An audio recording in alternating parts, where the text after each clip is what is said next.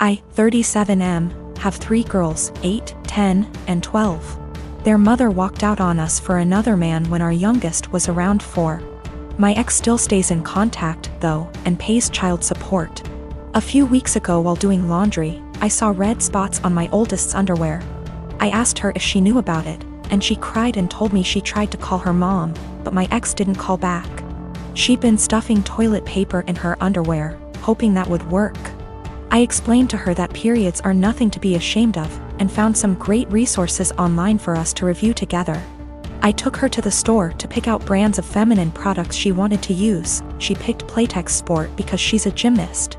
After we were done, I decided I should do the same thing with my other 2.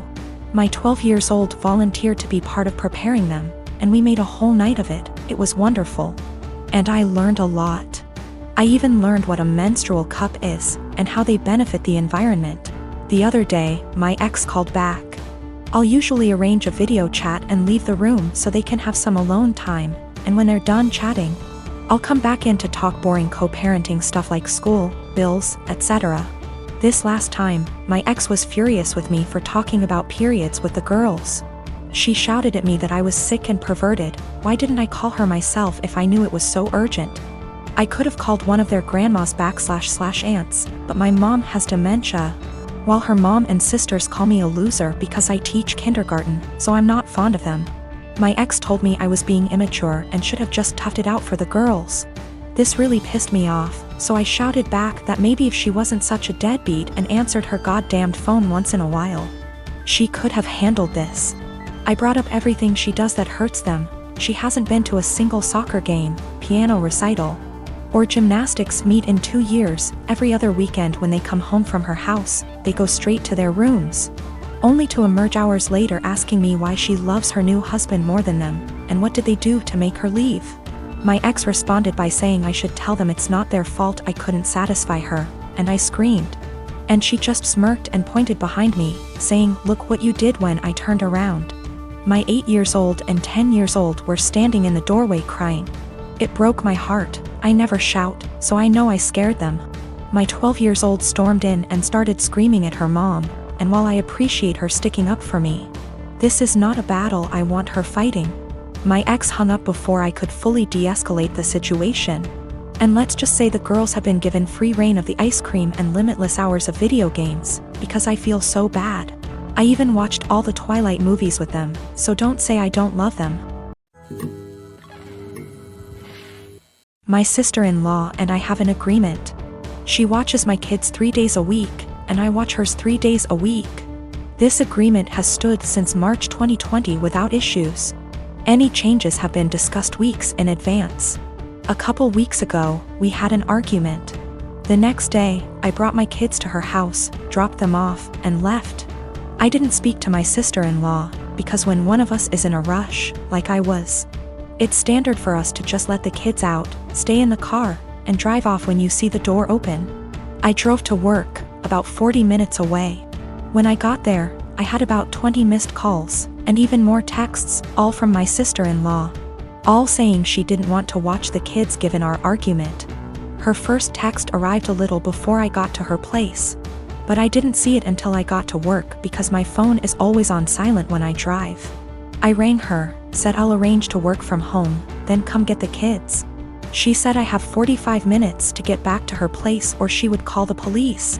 I told my supervisor the situation, and she said I could leave after I did a few things. This delayed me 20 minutes.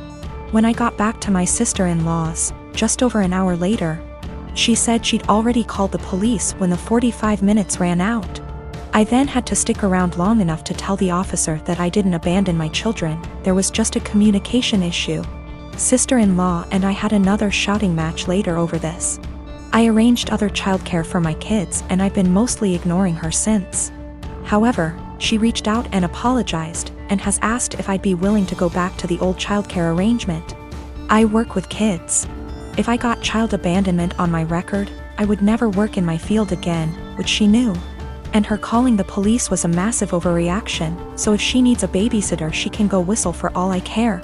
She said that if I checked my phone, talked to her that morning, or came back when I was supposed to, she would not have needed to call the police, and I did this to myself. As she gave me a warning with that first text, and I could have checked my phone or spoken to her directly when I got to her place. All of which she says she would have done if she were in my position, given that we'd argued the night before. I've told her that if she thinks I'm babysitting for her, she's delusional, and she's on her own.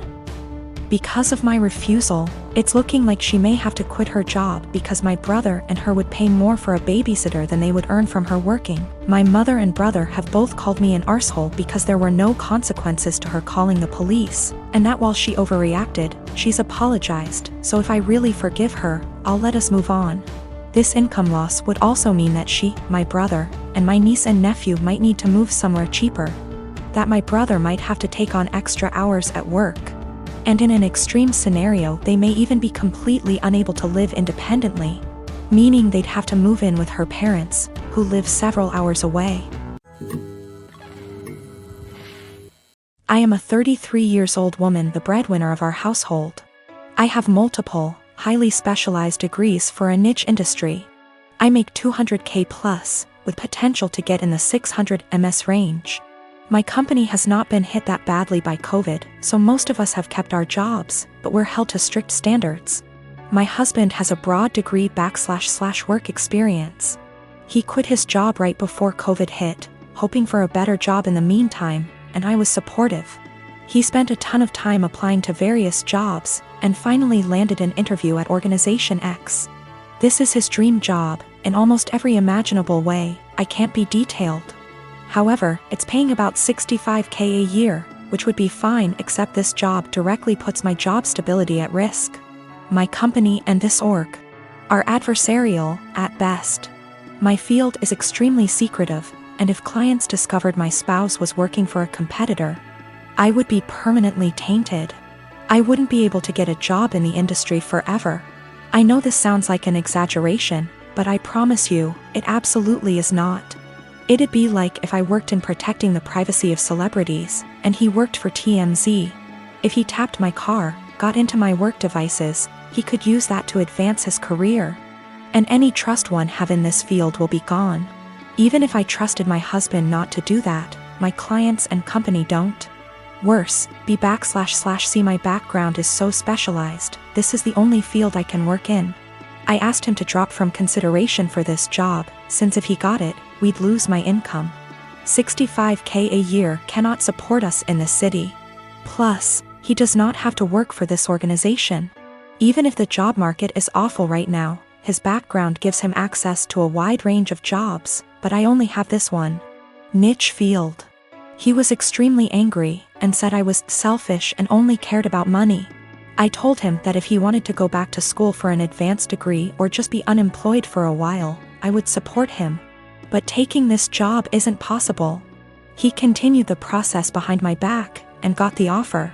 He wants to accept it, B//C. He says his career needs to take priority and that I wasn't being a supportive wife. I feel so betrayed, and I've contacted all relevant higher-ups in my company to inform them. I notified them as soon as he got the interview. B//C. It's better coming from my email than from a background check. I told him he could decline the offer, W// me watching him physically decline it. Or he could accept the offer and move out immediately.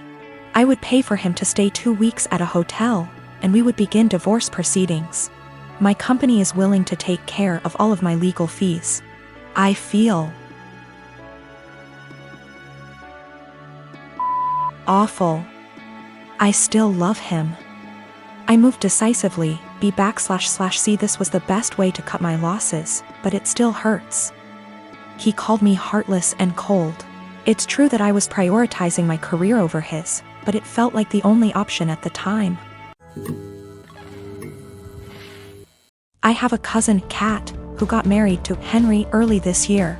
We weren't close as kids. She was pretty spoiled and would always brag about how much designer stuff she has.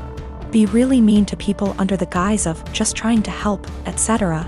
Don't go out of our way to interact with one another, but I do see her at family events and whatnot, and we make small talk. I'm engaged to Chris, who is a software engineer. He's co-head of his department at work with 2 other people, not too long ago. Chris was telling me about how they had some new employees and one of them sounded really familiar. He told me the name and I realized it was Kat's husband. Also, he and Henry hadn't met face to face yet. Kat and Henry had a huge wedding. It was really nice, but all she did for months is brag about how amazing her wedding was. The wedding stuff's died down now, so recently she started going on about how wealthy her husband is and what a great lifestyle they have. One of my other aunts celebrated her 50th about a week ago. I went with Chris and Kat was there with Henry. We were chatting and Kat was saying how Henry has a fantastic new job that pays even more than his previous one. Henry chimed in and said that they were already planning to buy a new house. Kat asked what Chris does. I said he was an engineer like Henry and he has a good job too, but I'll admit I left out where he works on purpose. She smiled and nodded, then said it's fine. She understands that I'm embarrassed and want to keep it quiet. So that was pretty much the end of our conversation then. When we were leaving, she pulled me aside and told me to let her and Henry know if we needed help with the wedding. Obviously I knew what she meant and it was just another dig, but I said, "Bye," and left. Literally 2 days later, I get a DM from Kat and she's furious, well, as much as one can be through text. That I didn't tell them that Chris was one of Henry's bosses. Henry was shocked to see him in the office and Chris made a comment, "Tell Kat OP and me don't need help but thanks for offering." Henry's really embarrassed and so's Kat, and she said that we made them look bad on purpose and if she knew, she'd have never made those comments. It was my duty to tell her and Henry. Chris and I had a really good laugh over this, but she sent a text out to the family group chat we have saying how she was blindsided by me. A few others said that what we did was petty and wrong.